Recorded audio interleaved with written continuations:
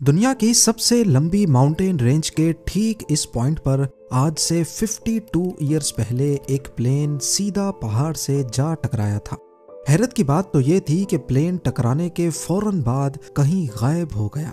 ये 8,900 किलोमीटर लंबी south America की एंडीज माउंटेन रेंज है, जहां 15,000 फीट ऊंचे पहाड़, नाकाबिले बर्दाश्त ठंड और खामोशी के अलावा कुछ नहीं मिलता।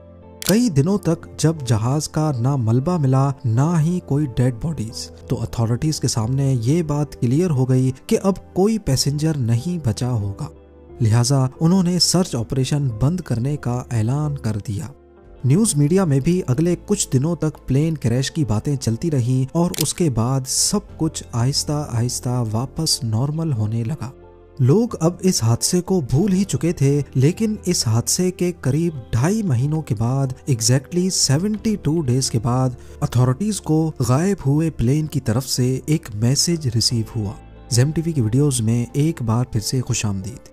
नाजरीन, ये यूरुग्वाय एयरफोर्स की फ्लाइट 571 थी, जिसने रियल लाइफ में एक चमत्कार, एक मुआवजा करके इतिहास में हमेशा हमेशा के लिए अपना नाम लिखा है। 12 अक्टूबर 1972 को ये फ्लाइट यूरुग्वाय के कैपिटल मॉन्टेविडियो से उड़ान भरती है। जहाज में रग्बी के प्लेयर्स थे, जिनको मॉन्टेविडियो से चिली के कैपिटल सैंटियागो तक एक मैच खेलने जाना था। रग्बी प्लेयर समेत जहाज में टोटल 40 पैसेंजर्स और 5 क्रू मेंबर्स मौजूद थे। टेक ऑफ के बाद अभी जहाज अर्जेंटीना के ऊपर ही पहुंचा था कि अचानक मौसम की खराबी की वजह से उनको अर्जेंटीना के शहर मेंडोजा में लैंड करना पड़ा। कैप्टन ने यह फैसला इस वजह से किया क्योंकि अर्जेंटीना और चिली के दरमियान दुनिया की सबसे ऊंची एंडीज माउंटेन रेंज दीवार बनकर खड़ी है। यहाँ के ऊंचे पहाड़ वैसे ही काफी खतरनाक हैं और मौसम की खराबी में इनके ऊपर से गुजरना खतरे से खाली नहीं था। पायलट का प्लान था कि एक रात मेंडोजा में ही गुजारी जाए और फिर अगले दिन मौसम ठीक होने पर एंडीज के पहाड़ों को पार किया जाए। पर क्या मालूम था पायलट और तमाम पैसेंजर्स को कि अगले दिन उन पर कौन सी मुसीबत टूटने वाली है। अगले दिन यानी फ्राइडे 13 अक्टूबर को फ्लाइट 571 ने मेंडोजा से टेक ऑफ किया। मैप पे देखा जाए तो मेंडोजा और उनकी मंजिल सैंटियागो के बीच सिर्फ 180 किलोमीटर का फासला है, लेकिन इन 180 किलोमीटर्स में सिर्फ एंडीज की 15,000 फीट ऊंची पीक्स हैं। लिहाजा फ्लाइट का प्लान्ड रूट कुछ इस तरह का था कि पहले जहाज मेंडोजा के साउथ में जाएगा, अपनी हाइट गेन करेगा और फिर प्लेंचोन पास के बराबर पहुंचकर एंडीज की तरफ टर्न करके इन खतरनाक पहाड़ों को क्रॉस करेगा और फिर चिली के शहर कुरिको से दोबारा टर्न करके सीधा सैंटियागो पे जाकर लैंड करेगा। फ्लाइट 571 के पायलट ने इसी रूट पर 50 के करीब फ्लाइट्स कंप्लीट कर रखी थी, लिहाजा उनको अपने आप पर काफी भरोसा था। मेंडोजा से टेक ऑफ करते ही प्लान के मुताबिक जहाज साउथ की तरफ रवाना हुआ। जहाज की हाइट गेन करने के दौरान पायलट ने नोटिस किया कि बादलों की एक मोटी लेयर ने नीचे का सारा मंजर छुपा दिया है। अब इस कंडीशन में पायलट ने कंट्रोल टावर से राब्ता जोड़ लिया, जो रडार पे देखकर रेडियो के जरिए पायलट को उसकी लोकेशन बताते रहेंगे। कंट्रोल टावर के अलावा एक और तरीके से भी पायलट अपनी लोकेशन का अंदाजा लगा सकते हैं। इसमें एयरक्राफ्ट की आखिरी नोन लोकेशन को मद्देनजर रखते हुए एयरक्राफ्ट की स्पीड के जरिए कैलकुलेशन करके अपनी करंट लोकेशन का अंदाजा लगाया जाता है। इस तरीके को एविएशन की जबान में डेड रेकनिंग कहा जाता है। जैसे ही फ्लाइट 571 प्लेंचोन पास के पैरेलल पहुंच गई तो उन्होंने राइट टर्न ले लिया। अब ये 18,000 फीट की ऊंचाई पर एंडीज के पहाड़ों के ऊपर से गुजर रहे थे। ऊपर नीला आसमान और नीचे सफेद बादल। पायलट पूरी तरह से Santiago air traffic control tower पे डिपेंडेंट था। जैसे ही वो प्लेंचोन पास के करीब पहुंचे तो फ्लाइट 571 कंट्रोल टावर के रडार से गायब हो गई। ये एक नॉर्मल बात थी क्योंकि पहाड़ों की वजह से रडार के सिग्नल्स बहुत कमजोर थे। इस मौके पर को पायलट ने डेड रेकनिंग के जरिए अपनी लोकेशन कैलकुलेट की और 3:21 पे सैंटियागो कंट्रोल टावर को रेडियो किया कि हम 1 मिनट के बाद चिली के शहर कुरिको के ऊपर पहुंच जाएंगे और उनसे अपनी ऊंचाई कम करने की परमिशन मांगी। अब नॉर्मली प्लेंचोन पास से कुरिको तक पहुंचने में जहाज को 11 मिनट लगते हैं, लेकिन उन्होंने ये फासला सिर्फ 3 ही मिनटों में कवर कर लिया था। ये चीज कंट्रोल टावर में बैठे स्टाफ को कुछ समझ नहीं आई, लेकिन क्योंकि उनके पास भी फ्लाइट 571 रेडार पे शो नहीं हो रही थी, इसी वजह से उन्होंने एयरक्राफ्ट को डिसेंड करने की परमिशन दे दी।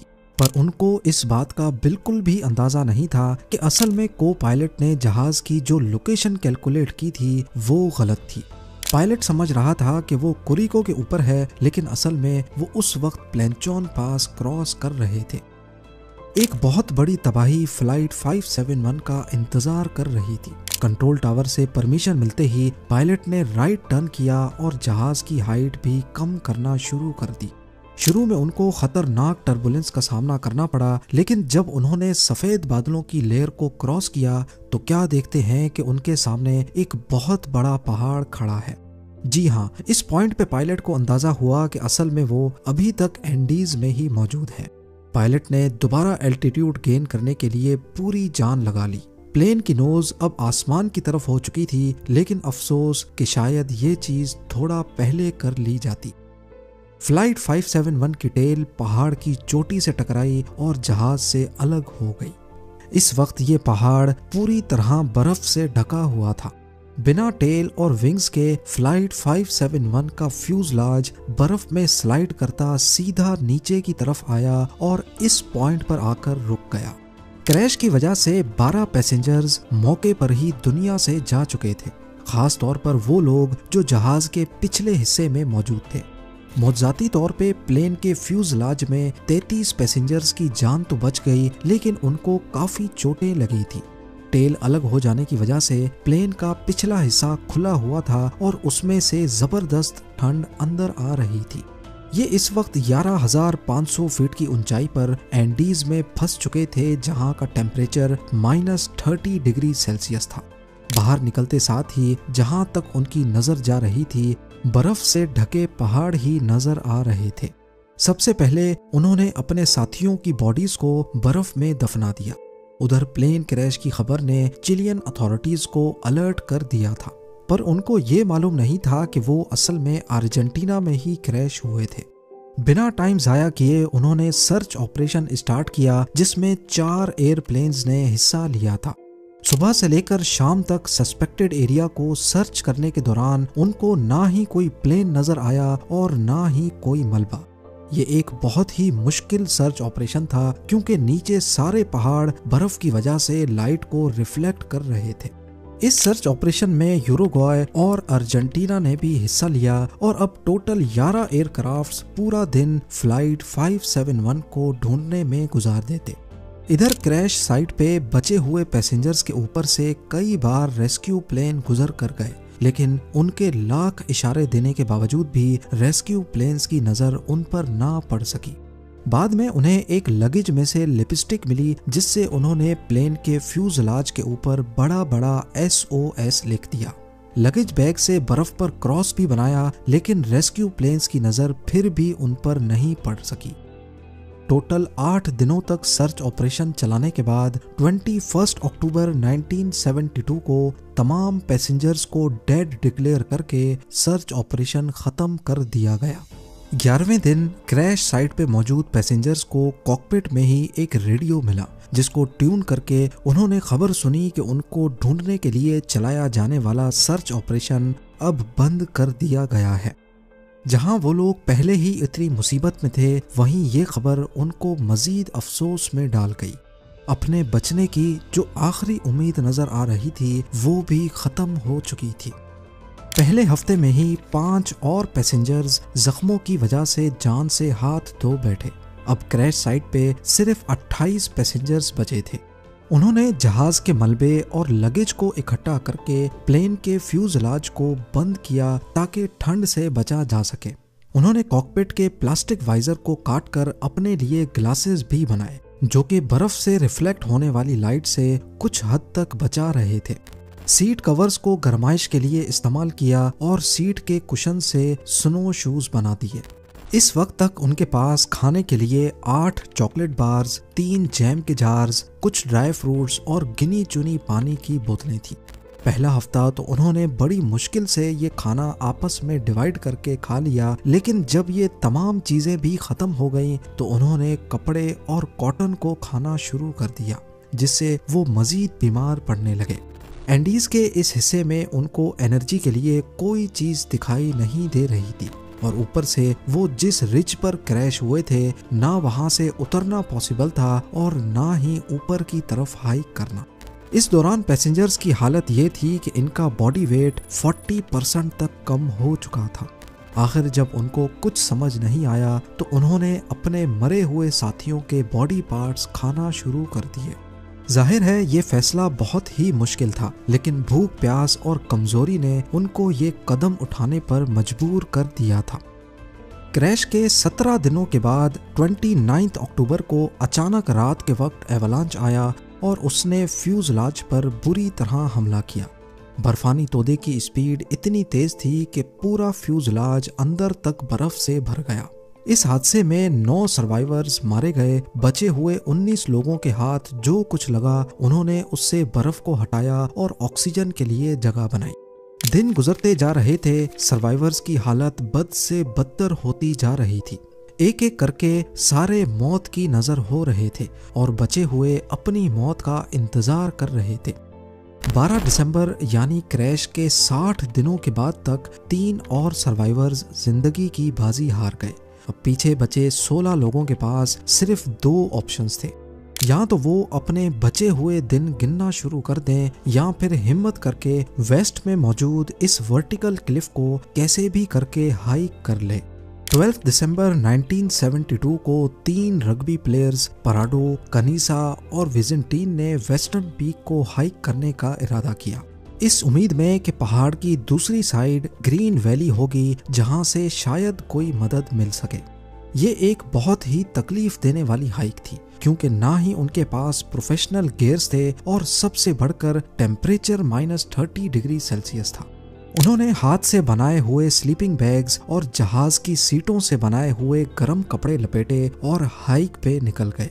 पूरे 3 दिन तक लगातार हाइक करने के बाद जब वो आखिरकार पहाड़ की चोटी पर पहुंचे तो क्या देखते हैं कि पहाड़ की दूसरी साइड पर भी ऐसे ही बर्फ से ढके पहाड़ हैं। यहाँ भी ना हरियाली थी और ना ही जिंदगी के आसार। खाने की शॉर्टेज की वजह से एक जना वापस क्रैश साइट पे चला गया। पराडो और कनीसा मदद की तलाश में पहाड़ की दूसरी साइड पर डाउन हिल चल पड़े। अगले 10 दिनों तक ट्रैकिंग करने के बाद और 61 किलोमीटर्स का सफर बुरी हालत में गुजारने के बाद आखिरकार वो एक वैली में पहुंचे जहां पर हरियाली थी, जानवर भी थे और नदी भी बह रही थी। सबसे पहले उन्होंने नदी से पानी पिया, तभी उनको नदी के उस पार घोड़े पर एक शख्स दिखाई दिया। नदी के शोर की वजह से वो अपना पैगाम उस शख्स तक नहीं पहुंचा पा रहे थे। घोड़े पर बैठे उस लोकल को आइडिया आया और उसने एक कागज और पेन को पत्थर में लपेटकर नदी के उस पार फेंक दिया। पराडो और कनीसा ने उस कागज पर सारा माजरा लिखा और वापस फेंक दिया। वो शख्स घोड़ा भगाता हुआ ये लेटर चिलियन अथॉरिटीज तक लेके गया। पहले तो उनको यकीन नहीं आया कि 2.5 महीने गुजर जाने के बाद भी प्लेन क्रैश के सर्वाइवर्स अभी तक जिंदा कैसे हो सकते हैं, लेकिन अथॉरिटीज ने फौरन पहले पराडो और कनीसा को रेस्क्यू किया और उनकी मरहम पट्टी करने के बाद उनसे तफसील में इंटरव्यू लिया। 22 दिसंबर 1972 को यानी क्रैश के 72 डेज के बाद 3 हेलीकॉप्टर्स पराडो और कनीसा की निशानदेही पर क्रैश साइट तक पहुंचे। पहाड़ की ये चोटी देखकर पायलट भी हैरान रह गया कि इन 2 रग्बी प्लेयर्स ने बिना किसी गियर और एक्सपीरियंस के ये पहाड़ कैसे सर किया होगा। आखिरकार फ्यूजलाज में मौजूद तमाम सर्वाइवर्स को रेस्क्यू कर लिया गया और उनके मरे हुए साथियों को वहीं पर एक बड़ी कब्र खोदकर दफन कर दिया गया। उस कब्र के ऊपर कुछ पत्थर रखकर एक मेमोरियल बनाया गया जो उसी हालत में आज तक वहां पर मौजूद है। ये मेमोरियल आज भी हमें याद दिलाता है कि अगर इंसान हिम्मत नहीं हारे तो बड़ी से बड़ी मुसीबत को हरा सकता है। उम्मीद है ज़ेम टीवी की ये वीडियो भी आप लोग भरपूर लाइक और शेयर करेंगे। आप लोगों के प्यार भरे कमेंट्स का बेहद शुक्रिया। मिलते हैं अगली शानदार वीडियो में।